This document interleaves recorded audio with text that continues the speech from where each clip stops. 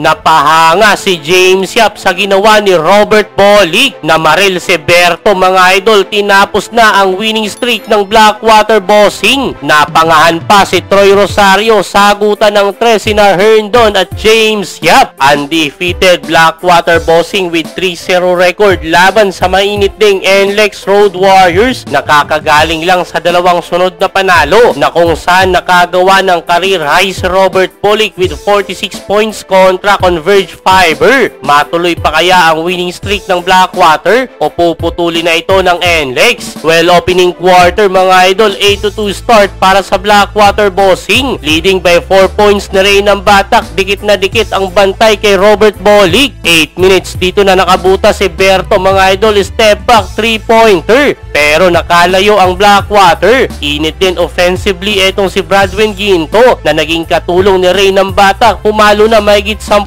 lead ng Bossing mga idol. 23-12 late minutes nung nagkaroon ng bawi ang NLEX. Sa pangunguna naman ni Baseramer at sa tres na to ni Anthony Simerad, baba 4 kanilang inaabol. End of first quarter, 26-22.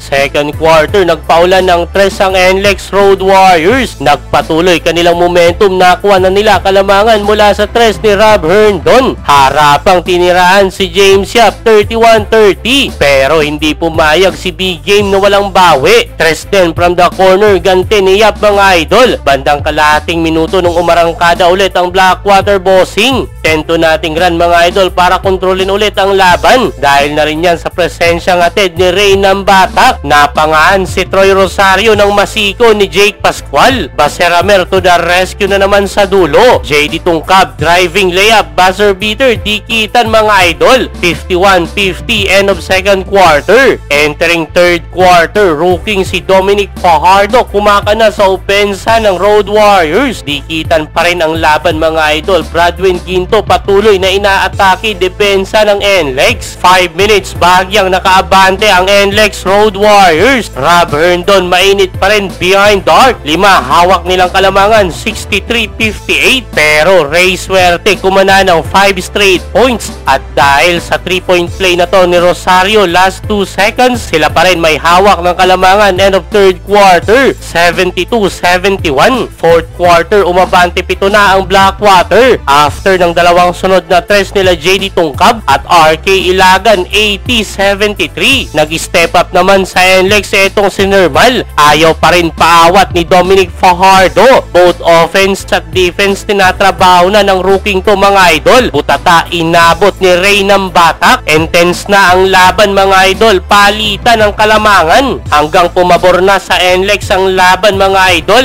after ng kanilang tatlong sunod na tres. Dalawa galing kay Robert Bolick, namaril pa si Berto. Tinapos na ang winning streak ng Blackwater Bossing.